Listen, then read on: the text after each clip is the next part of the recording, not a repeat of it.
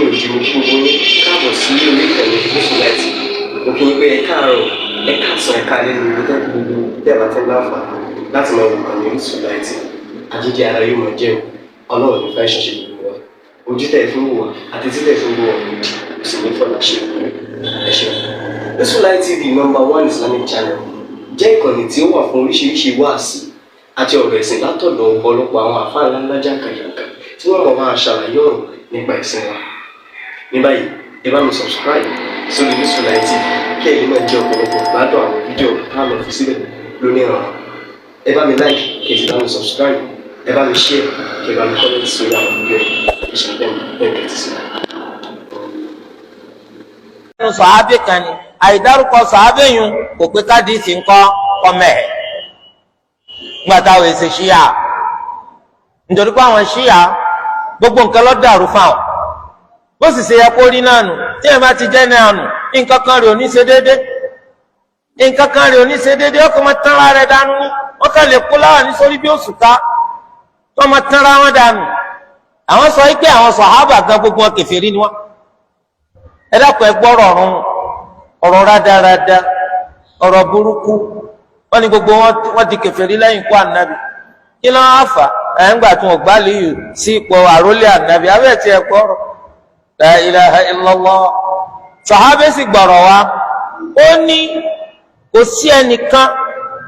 tí ń bá Abubakar àti Umar tí ń bá wọn du ipò jíjàrò lé fànàbì sallallahu alayhi wa sallam kò sẹ́ni tó bá Abubakar dù tí Abubakar tó fi kú kò sẹ́ni tó bá Umar dù tí Umar fi kú níbo wá lọ̀rọ̀ rádaràdá ti wá yàrá nítorí pé wọn gbé Aliyu sípò ìdínú tí wọn fi di kèfèrí ẹ dákun ẹ gbọ́ sọkúsọ ẹ gbọ́ wíkúwì wọn á ní gbogbo kèfèrí bá gbogbo sàhábà di kèfèrí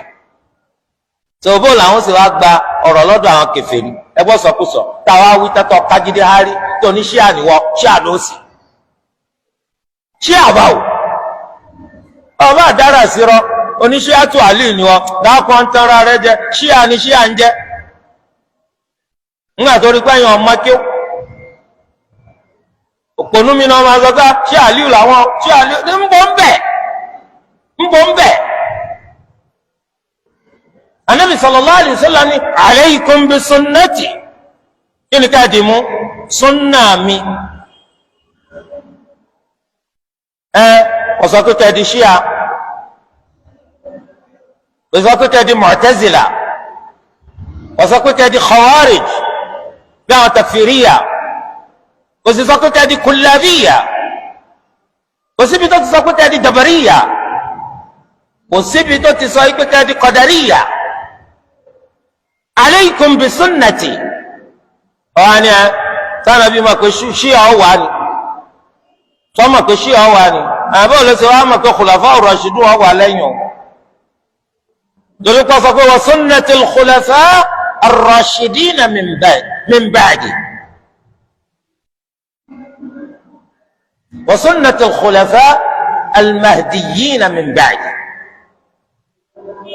أكرمكم الله قال النبي صلى الله عليه وسلم خلفاء الراشدون كم بو النبي تصفوا عنه حديث كان الخلافة النبوية 30 سنة أنت ما جاروا لي النبي لا يكون النبي أقمى دنيوسي إنكو أقمى دنيوسي خلافة قال النبي سيما بقولين إذا أصدقوا سي ọ̀rọ̀ nípa àmànà tó lè gbé ní wàlí jẹ́nà àfikọ́jọ́ gbogbo ànábì kọ́ àlùmọ́ rẹ̀ kò sí ọ̀rọ̀ ṣìnà tó lè gbé ní wọná àfikọ́jọ́ gbogbo ànábì ṣèkìlọ̀ fáwọn ọmọlẹ́yìn rẹ̀ ń parẹ́ bẹ́ẹ̀ náà lànàbì wa Muhammad sallallahu alayhi wa sallam gbogbo ní téèyàn ṣe téèyàn fi wàlí jẹ́nà ó fi kọ́ wa gbogbo ní tí wọ́n ṣe tí wọ́n fi wọná ó kìlọ̀ fún wa. torí de eléyìí Anas tí ó bá dárúkọ pé ọ̀dọ́ Malik ibn Sa'sa ló ń ti gbọ́rọ̀ yìí á mọ̀ yìí pé kò sójú rẹ̀ kò sétí rẹ̀ ṣùgbọ́n bẹ́ẹ̀ nìkan ló ti gbọ́ àìkò dárúkọ ẹni tó gbọ́ lọ́dọ̀ rẹ̀ tó náà jẹ́ sàhábì kò mú kí àdìsí ọmọ ẹ̀ torí lọ́dọ̀ ahli sunnati wal jamaa wọ́n ní gbogbo sàhábà udul ẹni tó dúró dọ́gba ni wọ́n wá sọ fún wa èwo lọ́tà rẹ̀ nu wa èwo lè tí ò dúró dọ́gba nu wa lọ́dọ̀ rẹ̀ òṣùwọ̀n wo ló fi wọ́n wọ́n gẹ́gẹ́ bíi tani Olúwa ní la yastawi minkum man anfaqa min qabli al-fathi wa qatal ulaika a'zamu darajatan min alladhina anfaqu min ba'du wa qatalu wa kullan wa'ada Allahu al-husna. àwọn ẹni tí wọ́n náwó tí wọ́n sì jagun ṣáájú kólúwó tó ran ànábì ṣe lórí àwọn kèfèrí Mẹ́kà wọn à lè dọ́gba pẹ̀lú àwọn ẹni tó ṣe pé ẹ̀yìn tó lúwa ti ran ànábì ṣe tán lórí àwọn kèfèrí wọ̀nyí làwọn tó náwó ni wọ́n tó jagun sójú ọ̀nà ẹ̀sìn Allah. àwọn wọ̀nyí kéré sí tàwọn tàkọ́kọ́ ṣùgbọ́n wa kullan wa'ada Allahul husna ọ̀kọ̀ọ̀kan àwọn àjọ méjèèjì yìí lolúwa ṣàdéhùn husna fún. kí ni jẹ́ husna? aljanna. ọgbọ́n tí olúwa sọ ni lilladhina ahsanul husna wa ziyada. àwọn ènìyàn bá ṣe dáadáa tó ṣiṣẹ́ tó sún wọn aljanna ń bẹ fún wa wa ziyada wọn tún rojú Allah. al-imam ibn Hazm rahimahullah ó ní àyà yìí àtàyà tó jọ bẹ́ẹ̀ omi tún àtútù jọ bẹ́ẹ̀ ó ń tọ́ka sí pé gbogbo sàhábà ní ó wà aljanna wa kullan wa'ada Allahu al-husna gbogbo ọ̀kọ̀ọ̀kan wọn lolúwa ṣàdéhùn aljanna fún. torí di eléyìí báyìí àwọn ahlu sunnati wal jamaa ẹnu wọn kò lórí pé gbogbo sàhábà ńkọ́ ẹni tó dúró dọ́gba ni wọn. wọn bú kanu wọn rí nínú alukur'ani wọn sọ pé kanu wọn ṣe báyìí nígbà tó ti jẹ́ sàhábì wọn tó túmọ̀ sí pé màláìkà ni. ta ló sọ fún wọn pé màláìkà ni wọn? wọn di màláìkà ènìyàn náà ni wọn. ṣùgbọ́n tá a bá ń wọn àṣìṣe wọn lẹ́gbẹ̀ẹ́ dáadáa wọn ó dàbí ẹ̀ka kan omi ni sí òkun. sẹ́ka kan omi ni wọ́n wàá bòkun jẹ́.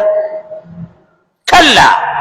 torí alùsùn náà sọ pé nítorí pé wọ́n ti jẹ́ sàhábà wọ́n di màsùmùn tí ò ní ṣẹ̀ níbo wọ́n ti sọ bẹ́ẹ̀. yàtọ̀ sáwọn ṣíà wọ́n sọ pé àwọn ìmáàmù àwọn pàápàá àwọn ṣíà al-ithna ashariya al-ja'fariya al-imamiyya wọ́n láwọn ìmáàmù àwọn wọ́n ní manzila kan ipò kan la yablughuha malakun muqarrab wala nabiyyun mursal tó yẹ kí màláìkà tó súnmọ́ Allah kò lè débẹ̀ anabi tó lu aránṣẹ́ kò lè débẹ̀ wọ́n sì láwọn àwọn ìmáàmù àwọn wọ́n máa ń tọpamọ́ àwọn ìmáàmù àwọn màsùmùn wọn kì í ṣẹ̀ àti sọ wọn bí kí wọ́n ṣẹ̀ ẹgbẹ́ sọkúsọ torí alùsùnà àwọn sọ pé torí pé yẹn bá ti jẹ́ sàhábì kò tún ní ṣẹ̀ mọ́ àwọn sọ pé tí yẹn bá ti jẹ́ sàhábì kò lè dẹ́ṣẹ̀ mọ́ ṣùgbọ́n tó ń tẹ̀sẹ̀ tí wọ́n bá dá ẹni gíga ni wọn kì í ṣẹgbẹ́ ohunkóhun tó ń bá ń pera rẹ̀ ó lẹ́gbẹ̀ẹ́ sàhábì ìwọ gẹ́gẹ́ bíi tandọ́mà nínú dictionary Islam torí àwọn sàhábà yìí báyìí radiyallahu anhum Olúwa kó yọ́nú sí wọn kó tún bàbá wa yọ́nú sí wọn àwọn ni ambassadors of Islam ambassadors of Islam tẹ́bá ti sọ pé tàwọn ambassador ti jẹ́ kí làwọn ambassador yẹn já mọ́ iṣẹ́ tí wọ́n mú wá ń kọ́ kí ni iṣẹ́ náà já mọ́ ṣebí sàhábà ló gba alukurani lẹ́nu anabi tó jíṣẹ́ rẹ̀ fáráyé ṣebí sàhábà ló gba àdìsí wa lẹ́nu anabi tó jíṣẹ́ rẹ̀ fáráyé tí alukurani bá ṣubú tí sunna bá ṣubú kí ló kù tí wọ́n pè ní Islam kò sí. ẹ sì rí i pé àwọn ṣíà ti ṣe bẹ́ẹ̀ tiwọn ẹni tó bá ṣẹ̀ gba ṣíà òun ló kù palẹ̀ mọ́ ẹ rí i pé àwọn ọ̀gá rẹ̀ àwọn ti sọ pé alukurani tó wà lọ́dọ̀ wa kéré ó kéré sí tó wà lọ́dọ̀ àwọn wọ́n ní tiwa 1/3 ni ọ̀dà èyí tó jẹ́ complete tó wà lọ́dọ̀ yẹn gbé hàn wọ́n lásìkò títò gbàwó lásìkò tó wọ́n nílé ìmáàmù táwọn ń retí tó bá ti yọjú ìmáàmù tí ò ní yọjú láíláí. Number 2 wọ́n ní súnà tẹ́yìn ń kàkún tẹ́ ń gbé káàdìsì kan àwọn kàkún torí pé àwọn sàhábà tó gbà wá kèfèrí ni gbogbo wọn lọ́dọ̀ àwọn ẹ dákun kí ló kù tó pa wá pọ̀ pẹ̀lú wọn ká máa bú sàhábé òun lójú ọ̀nà wọn ká máa làánà wọn lójú ọ̀nà wọn sẹ́nu wá gbà tábìrì tàbíìn tó tẹ̀lé tábìrì torí sàhábì ẹnu wọ̀ gbá kábù ká tó pé sàhábì. ó rò pé yé wa àwọn ìmáàmù tó kọ́ wa ní fiqh imam Malik imam Abu Hanifa imam Shafi'i imam Ahmad imam Abu Hanifa ọ̀rọ̀ kan sọ pé tábìrì tàbíìn lò ìmáàmù Malik òun náà ọ̀rọ̀ kan tó sọ pé tábìrì tàbíìn náà lò nítorí pé Malik máa ń gba àdìsí wa lọ́dọ̀ Nafi' Nafi' gbà wá lọ́dọ̀ Ibn Umar Ibn Umar ó gbà wá lọ́dọ̀ anabi sallallahu alayhi wa sallam Ibn Umar sahabi Nafi' tabi'i gbàtí Malik gba àdìsí wa lọ́dọ̀ kí ni Malik dá tabi'i tabi'i Malik bá jẹ́ tabi'i tabi'i Abu Hanifa bá jẹ́ tabi'i tabi'i ẹnu ọgbà ká bú wọn Shafi'i qawlan wahidan kò tó tabi'i tabi'i Imam Ahmad qawlan wahidan kò tó tabi'i tabi'i ẹnu ọgbà ká bú ọmọ tí wọn kẹ ẹnu ọgbà ká bú wọn wọn ti ṣe pé yàn ọfẹ kọ kí ó sórí ibú wọn á jẹ pé àwọn ọgá tiẹ lọmọ ṣépè fún a'udhu billahi minash shaitani rajim torí jẹlẹ nínú Islam ẹgbọ́lá fẹ́ni tó lu agbọ́lá fún ẹfọ ẹnu yín má ẹ má jẹnu yín ọdọ̀tí pẹ̀lú pé ẹni tó lu wa ti pọ́nlé ni wọ́n á máa bú wọ́n gẹ́gẹ́ bí àti tó bá lè fún mi láǹfààní àti bú ẹnìkan ó yẹ kí n ti ní àrídájú àmọ̀dájú pé mi dáa jùlọ àbí bẹ́ẹ̀ kọ́ ni àti wọ́n máa ń bú yẹn nísìn ojókòó wá dúlé yóò ń bú yẹn ó bẹ̀rẹ̀ sí ní sọ kọ̀bákùn gbé ọ̀rọ̀ sí sẹ́mi pé gbogbo yẹn ó sọ pé ó tó ṣe bẹ́ẹ̀ lóòótọ́ dáa jùlọ àbí bẹ́ẹ̀ kọ́ ni àmọ́ wọ́n á rí ọ pé ọ̀já mọ̀ kankan lẹ́gbẹ̀ẹ́ rẹ̀ ó sì ń bu pé eléyìí ọ̀dájú kọ́ gbádùn ọ̀dájú kọ́ gbádùn sákọ́jì alásán lélẹ́yìí o torí tí ẹni tó ń bú bá ló ń rí ọ yóò ní wọ́n palẹ̀ ẹ̀ mọ́ ni. tó eléyìí túmọ̀ sí wípé lọ́dọ̀ ahlu sunnati wal jamaa sàhábẹ́ gbàdí ìfìwà lọ́dọ̀ sàhábẹ́ mi kò dárúkọ sàhábẹ́ mi kò pé kí àdìsí ọmọ ẹ̀ à ń pè ní kíni mursal as-sahabi